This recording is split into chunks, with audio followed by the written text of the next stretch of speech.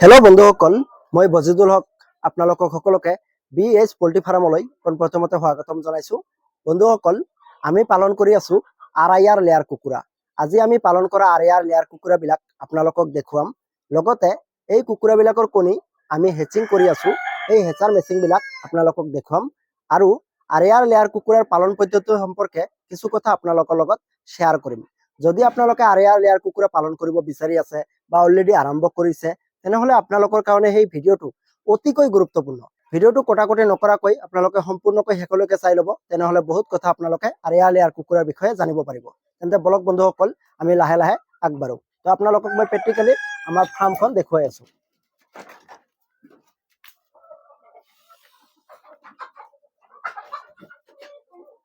বন্ধুসকল, ইয়াত আমাৰ 250টা মান RIR লেয়াৰ কুকুৰা আছে। এইবিলাক কুকুৰা আমি হেচিঙৰ কাৰণে ৰাখিছো, মানে হেচিং কণী বনোৱাৰ কাৰণে। আমাক এইবিলাক কুকুৰাই ডেইলি কণী দি আছে, এদিনো মিছ যোৱা নাই। কাৰণ RIR লেয়াৰ কুকুৰা বিষয়ে যদি মই জনাও, বহুত জনাবলগীয়া কথা আছে। RIR লেয়াৰ কুকুৰা হ'ল, RIR লেয়াৰ কুকুৰাৰ ফুল নাম হ'ল ৰড আইলেণ্ড ৰেড। এই কুকুৰাবিলাক এবছৰত 250টাৰ পৰা 300টা পৰ্যন্ত কণী পাৰে আৰু 4 মাহ বয়সৰ পৰা কণী পাৰিবলৈ আৰম্ভ কৰে আৰু একেৰাহে 18 মাহ বয়সলৈকে কণী পাৰি থাকে। আৰু RIR লেয়াৰ কুকুৰাৰ অৰিজিনেল শৰীৰৰ ৰং হয় ৰঙা, মানে ব্ৰাউন কালাৰৰ।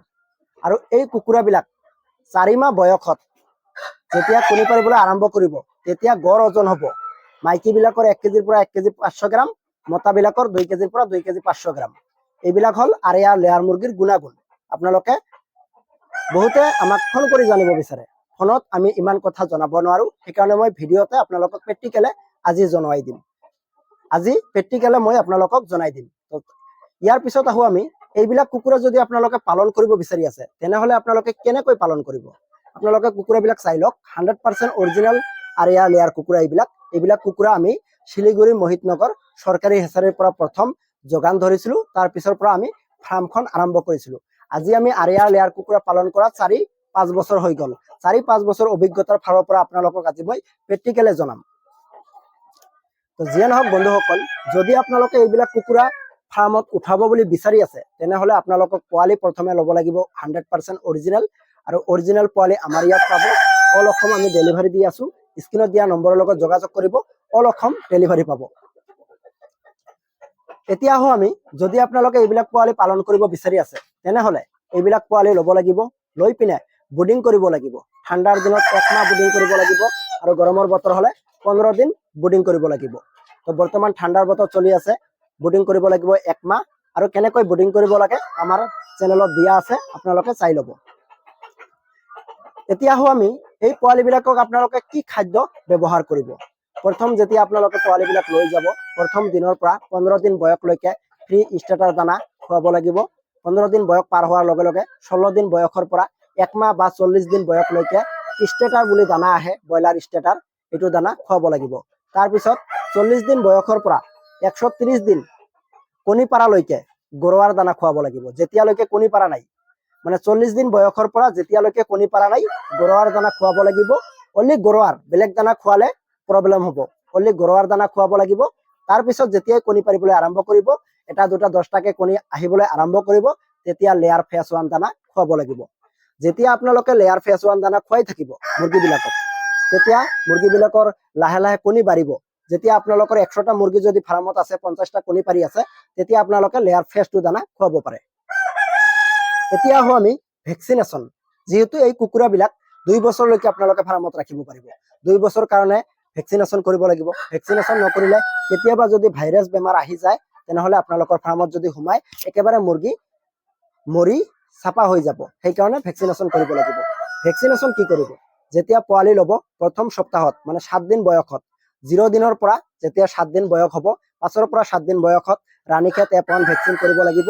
14 দিন বয়সত, 12ৰ পৰা 14 দিন বয়সৰ ভিতৰত গাম্বুৰু ভেকচিন কৰিব লাগিব। আৰু 18ৰ পৰা 21 দিন বয়সত ৰাণীক্ষেত F2 ভেকচিন কৰিব লাগিব। 7 দিন বয়সৰ যিটো ভেকচিন, এইটো পুনৰাই কৰিব লাগিব।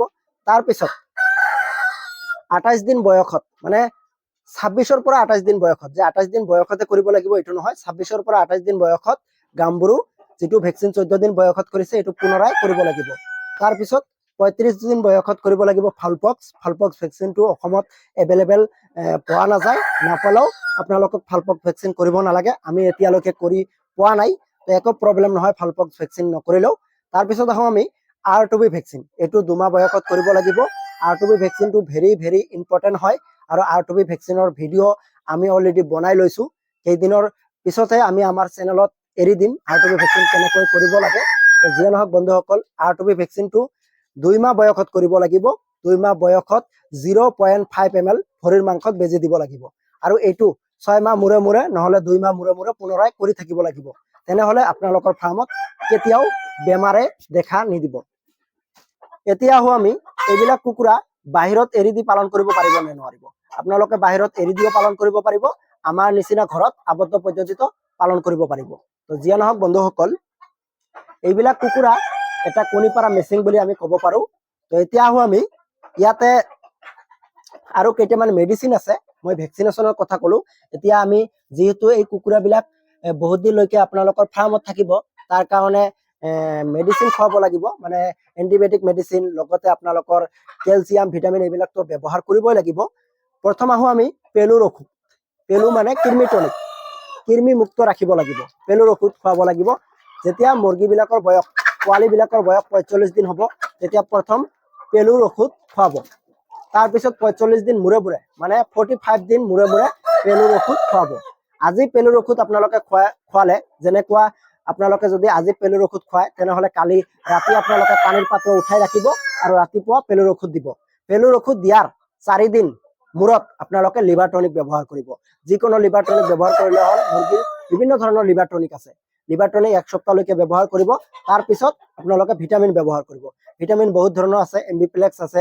ভিমাৰেল আছে বহুত ভিটামিন আছে এইবিলাক ব্যৱহাৰ কৰিব তাৰ পিছত মুৰ্গীবিলাকৰ বয়স যেতিয়া 2 মাহ হ'ব তেতিয়া আপোনালোকে কেলছিয়াম ব্যৱহাৰ কৰিব মুৰ্গীৰ কাৰণে স্পেশালি কেলছিয়াম হল ঔষমিন কেলছিয়ামটো আপোনালোকে ব্যৱহাৰ কৰিব পাৰে চাওক বন্ধুসকল আমাৰ এইবিলাক মুৰ্গী পিছফালে মই দেখুৱাই আছো এইবিলাক মুৰ্গীৰ বয়স বৰ্তমান 2 বছৰ চলি আছে তথাপিও আমি কণী লৈ আছো এই কণীৰ পাৰ্চেন্টেজ কমিছে 40-50% কণী পাৰে তথাপিও আমি এতিয়ালৈকে বিক্ৰী কৰা নাই তো আৰিয়াৰ লেয়াৰ মুৰ্গী আপোনালোকে লোকেল মুৰ্গী নিচিনা কণী পাৰিব মাৰ্কেটত বিক্ৰী কৰাটো কোনো ধৰণৰ অসুবিধা নাই লগতে এইটো মাংস লোকেল মুৰ্গীৰ নিচিনা আপোনালোকে বিক্ৰী কৰিব পাৰিব কোনো ধৰণৰ অসুবিধা নাই তো যিয়ে নহওক বন্ধুসকল আৰিয়াৰ লেয়াৰ মুৰ্গী পালনৰ বিষয়ে আমি সৰু ভিডিঅ' আৰু আপোনালোকক বনাই দিবলৈ চেষ্টা কৰিম ইত্যাদি যিবিলাক কথা আছে প্ৰেক্টিকেলি আপোনালোকক এতিয়া মই জনাই যাবলৈ চেষ্টা কৰিম আৰু এতিয়া আমি মুৰ্গীৰ বিষয়ে থুলমূলকে আপোনালোকক মই জনাই দিলো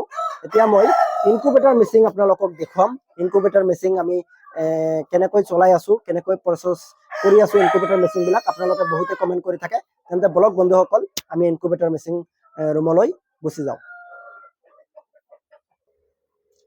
বন্ধুসকল এইটো হল আমাৰ ইনকুবেটৰ মেচিনৰ ৰুম ইয়াত আমি ইনকুবেটৰ মেচিন বিলাক ৰাখিছো আপোনালোকে বহুতে আমাক কমেন্ট কৰি থাকে যে দাদা বাহিৰৰ পোৱালি সাপ্লাই দিয়ে নেকি আমি বাহিৰৰ পোৱালি কেতিয়াও সাপ্লাই নিদিও আমাৰ ইয়াত যিবিলাক পোৱালি ওলাই আছে এইবিলাক পোৱালি আপোনালোকক আমি যোগান ধৰি আছো আজি আপোনালোকক এটা এটাকে আমাৰ ইনকুবেটৰ মেচিন বিলাক দেখুৱাই আছো চাওক বন্ধুসকল মোৰ পিছফালে যিবিলাক ইনকুবেটৰ মেচিন দেখিবলৈ পাইছে এইবিলাক গোটেই আমাৰ ইনকুবেটৰ মেচিন প্ৰতি সপ্তাহত আমাৰ ইয়াত পোৱালি হেচিং হৈ থাকে আপোনালোকক এটা ইনকুবেটৰ মেচিন মই খুলি দেখুৱাই আছো এটা ইনকুবেটৰ মেচিন খুলি দেখুৱাচোন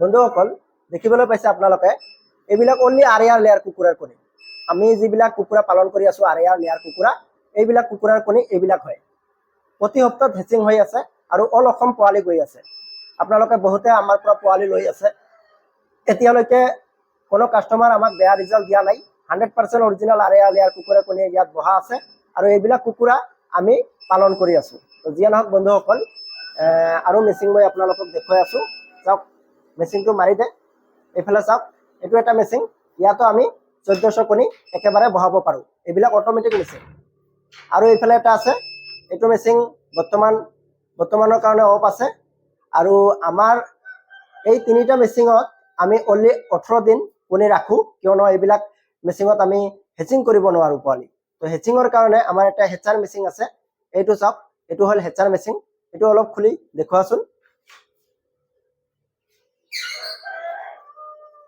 চাওক বন্ধুসকল, ইয়াত আমি 3 দিনৰ কাৰণে ইয়াত আমি ৰাখি দিওঁ। যেতিয়া পোৱালি ওলোৱাৰ সময় হয় 18 দিন পিছত আমি ইয়াত ৰাখি দিওঁ। ইয়াত আমি একেবাৰে 1400-1500 পোৱালি আমি একেবাৰে ওলাব পাৰোঁ। তো যিয়ে নহওক বন্ধুসকল, আমাৰ যিবিলাক কুকুৰাই কণী পাৰি আছে, কণীবিলাক আপোনালোকক দেখুৱাই আছোঁ। এইবিলাক কণী হয়, কণী সেম লোকেল কুকুৰাৰ নিচিনা কণী। আপোনালোকে বহুতে কমেণ্ট কৰি থাকে, কণী চাবলৈ বিচাৰে। তো চাওক, মই কণী আপোনালোকক দেখুৱাই আছোঁ।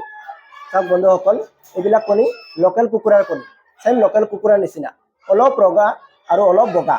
লোকেল কুকুৰাৰ কণী কৈ আপোনালোকে মাৰ্কেটত বিক্ৰী কৰিব পাৰিব, একো প্ৰব্লেম নহ'ব। তো যিয়ে নহওক বন্ধুসকল, এইবিলাক কণী আমাৰ এদিনৰ কালেকশ্যন দেখিবলৈ পাইছে। আমাৰ ইয়াত 250টা মান কণী দিয়া কুকুৰা আছে। চাওক, এইবিলাক কণী এদিনে কালেকশ্যন কৰা হৈছে। তো এইবিলাক কণী আপোনালোকক মই দেখুৱাই দিছোঁ। আৰু চাওক, এইটো আমাৰ বুডিং বনোৱা আছে। ইয়াত আমি কেতিয়াবা পোৱালি ষ্টক হ'লে বুডিঙত ৰাখি দিয়া হয়। বুডিং কেনেকৈ বনাব লাগে অলৰেডি আমাৰ চেনেলত ভিডিঅ' দিয়া আছে। আৰু ৰিচেণ্টলি আপোনালোকে ভিডিঅ' পাব ঠাণ্ডাৰ দিনত কেনেকৈ পোৱালি বুডিং কৰিব লাগে। তো আৰু মেচিন আছে আমাৰ ইনকুবেটৰ মেচিন, সৰু সৰু, আপোনালোকক মই দেখুৱাই আছোঁ। বন্ধুসকল চাওক, এইবিলাক হ'ল সৰু সৰু মেচিন। যেতিয়া আমাৰ অলপ অলপকৈ হেচিং হয় তেতিয়া আমি এইবিলাক মেচিন ব্যৱহাৰ কৰোঁ। দেখিবলৈ পাইছে ইয়াত 3টা মেচিন। প্ৰথমে আমি এইবিলাক মেচিন বনাইছোঁ। এইবিলাক মাছেৰ কাৰ্টনেৰে বনোৱা হৈছে, মানে থাৰ্মকল ইউজ কৰা হৈছে। তো যিয়ে নহওক, এটা মেচিন খুলি দেখুৱাচোন। আপোনালোকক মই দেখুৱাই আছোঁ। আমাৰ ইয়াত চেনেলত ভিডিঅ' দিয়াই আছে এইবিলাক মেচিনৰ। এই চাওক, থাৰ্মকলৰ মেচিন। এটাকে মেচিনত 200 কণী আমি বহাব পাৰোঁ। ইয়াতো পোৱালি জগোৱা যায়, 21 দিন ইয়াতো কণী ৰখা যায়, কিন্তু আমি নাৰাখোঁ। আমি অনলি 3 দিনৰ কাৰণে ইয়াত হেচিং কৰোঁ। কেতিয়াবা যদি আমাৰ 200-300 পোৱালি হেচিং হয়, তেতিয়া আমি এইবিলাকত হেচিং কৰি থাকোঁ। নহ'লে বেছি হেচিং হ'লে আমাৰ ডাঙৰ হেচাৰ মেচিন আছে, তাত আমি হেচিং কৰি থাকোঁ। এইটো বন্ধ কৰি দিয়া। চাওক বন্ধুসকল, আপোনালোকক মই একেবাৰে ৰুমটো দেখুৱাই আছোঁ। যিয়ে নহওক বন্ধুসকল, এইবিলাক আমাৰ ইনকুবেটৰ মেচিন। আপোনালোকে বহুতে কমেণ্ট কৰি থাকে যে দাদা আপুনি বাহিৰৰ পোৱালি ছাপ্লাই দিয়ে নেকি? আমি বাহিৰৰ পোৱালি কেতিয়াও ছাপ্লাই নিদিওঁ বন্ধুসকল। আমাৰ ইনকুবেটৰ মেচিনৰ পৰা প্ৰতি সপ্তাহতে পোৱালি ওলাই আছে। আৰু এইবিলাক আপোনালোকক আমি যোগান ধৰি আছোঁ। 100% অৰিজিনেল আৰিয়াৰ লেয়াৰ কুকুৰাৰ পোৱালি এইবিলাক আমি পালন কৰি আছোঁ। এইবিলাক কুকুৰা হ'ল আৰিয়াৰ লেয়াৰ কুকুৰা। এবছৰত 250টাৰ পৰা 300টা কণী পাৰে। যদি আপোনালোকক 100% অৰিজিনেল আৰিয়াৰ লেয়াৰ কুকুৰাৰ কণী বা পোৱালি লাগে, বা লোকেল কুকুৰাৰ পোৱালি লাগে, বা লোকেল হাঁহৰ পোৱালি লাগে, আমাৰ স্ক্ৰীনত দিয়া নম্বৰৰ লগত যোগাযোগ কৰিব। অল অসম আমি ডেলিভাৰী দি আছোঁ।